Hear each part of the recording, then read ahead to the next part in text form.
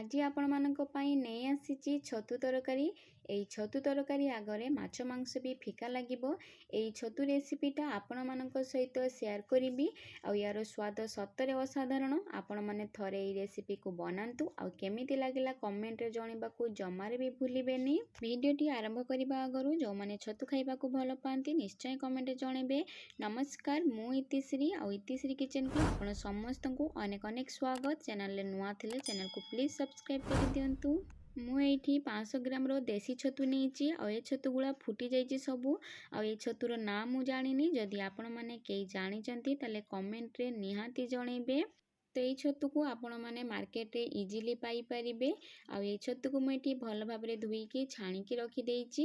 ତ ଏବେ ଛତୁକୁ ଆମେ ଭଲ ଭାବରେ କାଟି ନେବା, କିନ୍ତୁ ଛତୁକୁ କାଟିବା ପାଇଁ କୌଣସି ଛୁରୀର ଆବଶ୍ୟକ ହେବ ନାହିଁ। ଯେହେତୁ ଛତୁ ବହୁତ ନରମ ତ ୟାକୁ ମୁଁ ହାତରେ ଏମିତି ଭାଙ୍ଗି ନେଉଛି।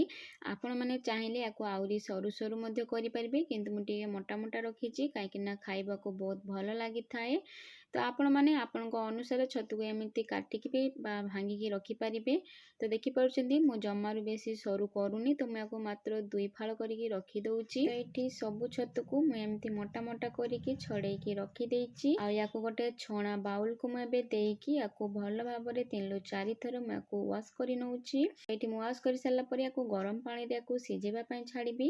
ତ ଏଇଠି ଗରମ ପାଣିରେ ମୁଁ 1/2 ଟେବୁଲ ସ୍ପୁନ୍ ଲୁଣ ଦେଇ ଦେଉଛି। ଆଉ ପାଣି ଯେତେବେଳେ ଫୁଟି ଆସିବ ତ ଆମେ ଛଡ଼େଇକି ରଖିଥିବା ଛତୁକୁ ଏଇଠି ମୁଁ ଦେଇ ଦେଉଛି। ୟାକୁ ଭଲ ଭାବରେ ପାଣି ସହିତ ଟିକେ ଗୋଳେଇ ସାରିଲା ପରେ ତ ୟାକୁ କଭର କରିକି 5 ମିନିଟ୍ ପାଇଁ ସିଝିବାକୁ ଛାଡ଼ୁଛି। ତ ଏଇଠି ଛତୁକୁ ସିଝେଇ ନେଲେ ଛତୁରେ ଯେଉଁ କଞ୍ଚା ସ୍ମେଲଟା ଥାଏ ତ ସେଇ ସ୍ମେଲଟା ଆଉ ଛତୁରେ ଆସିନଥାଏ।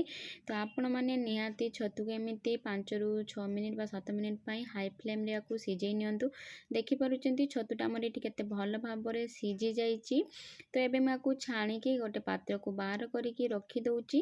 ତ ଏଇଠି ଛତୁ ସିଝି ସାରିଲା ପରେ ଦେଖିପାରୁଛନ୍ତି ଛତୁର ପରିମାଣଟା କେତେ କମିଯାଇଛି। ତ ଏଇ ଛତୁ ତରକାରୀ ବନେଇବା ପାଇଁ ମୁଁ ଏଇଠି ସୋରିଷ ତେଲ ୟୁଜ୍ କରୁଛି। ଆପଣମାନେ ଚାହିଁଲେ ରିଫାଇନ୍ ତେଲ ବି ଏଇଠି ୟୁଜ୍ କରିପାରିବେ।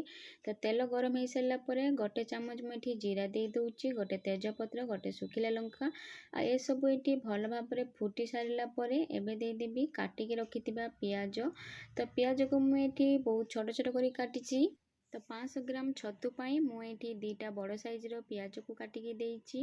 ଆଉ ପିଆଜକୁ ଏଇଠି ମୁଁ ଭଲ ଭାବରେ ଭାଜି ନେଉଛି ଯେ ପର୍ଯ୍ୟନ୍ତ କି ପିଆଜର କଲର୍ଟା ଚେଞ୍ଜ ହେଇଯାଇଛି।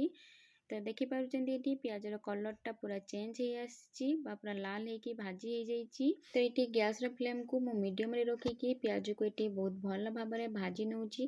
ଦେଖିପାରୁଛନ୍ତି ପିଆଜକୁ ଜମାରୁ ବେଶୀ ଭାଜିବେନି। ତ ପିଆଜ ଏଇଠି ଆମର ଭଜା ହେଇଯାଇଛି। ଏବେ ମୁଁ 2 ଟେବୁଲ ସ୍ପୁନ୍ ଅଦା ରସୁଣର ପେଷ୍ଟ ଦେଇ ଦେଉଛି। ଆଉ ୟାକୁ ଏଇଠି ଭଲ ଭାବରେ କଷି ନେଉଛି ଯେ ପର୍ଯ୍ୟନ୍ତ କି ଅଦା ରସୁଣର କଞ୍ଚା ସ୍ମେଲଟା ଯାଇଛି। ତ ଏଇଠି ଗ୍ୟାସର ଫ୍ଲେମ୍କୁ ମୁଁ ଲୋ ଟୁ ମିଡ଼ିୟମରେ ରଖିକି ଭଲ ଭାବରେ ପିଆଜ ଆଉ ଅଦା ରସୁଣକୁ ଏଇଠି କଷି ନେଉଛି। ତ ଏଇଟା କଷା ହେଇସାରିଲା ପରେ ମୁଁ ଏଇଠି 1 ଚାମଚ ଜିରା ଗୁଣ୍ଡ, 1/2 ଟେବୁଲ ସ୍ପୁନ୍ ହଳଦୀ ଗୁଣ୍ଡ, ଆଉ ଏଇଠି କଲର୍ ପାଇଁ କାଶ୍ମୀରୀ ଲଙ୍କା ଗୁଣ୍ଡ ଆଉ ରାଗ ଆପଣମାନେ ଯେମିତି ଖାଆନ୍ତି ସେଇ ଅନୁସାରେ ଲଙ୍କା ଗୁଣ୍ଡକୁ ଏଇଠି ଆପଣମାନେ ଦିଅନ୍ତୁ। ଲାଷ୍ଟରେ ଏବେ ସ୍ୱାଦ ଅନୁସାରେ ଲୁଣ ଦେଇକି ୟାକୁ ଏଇଠି ଭଲ ଭାବରେ କଷି ନେବା। ତ ଆପଣମାନେ ଲୁଣଟା ଏଇଠି ଦେଖିକି ଦିଅନ୍ତୁ, କାହିଁକିନା ଛତୁକୁ ଯେତେବେଳେ ସିଝେଇଥିଲେ ତ ସେଇଠି ବି ଆମେ ଲୁଣ ଦେଇଥିଲେ। ତ ଲୁଣଟାକୁ ଆପଣମାନେ ଦେଖିକି ଦିଅନ୍ତୁ।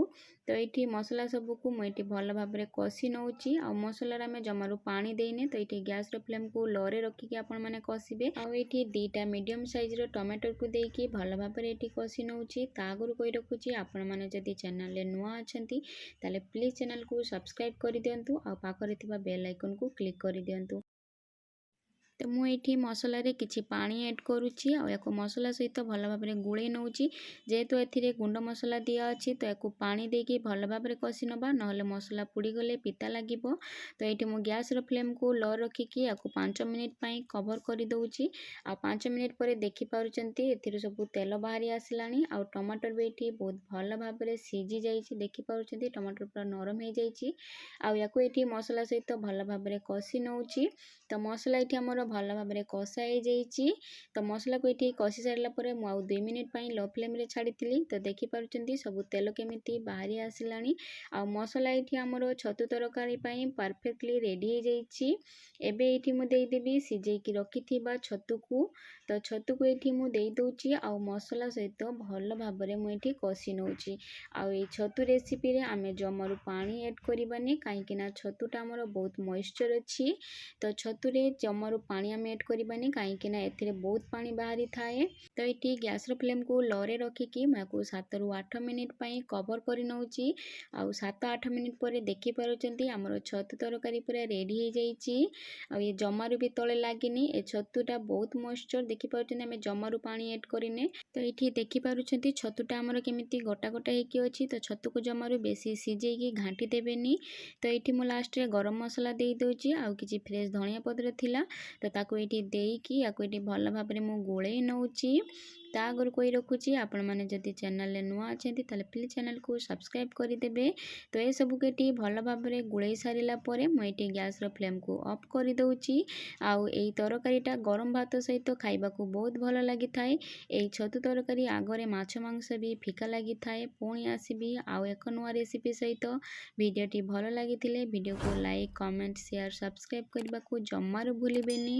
ପୁଣି ଆସିବି ଆଉ ଏକ ନୂଆ ରେସିପି ସହିତ। ରହିଲି, ଜୟ ଜଗନ୍ନାଥ।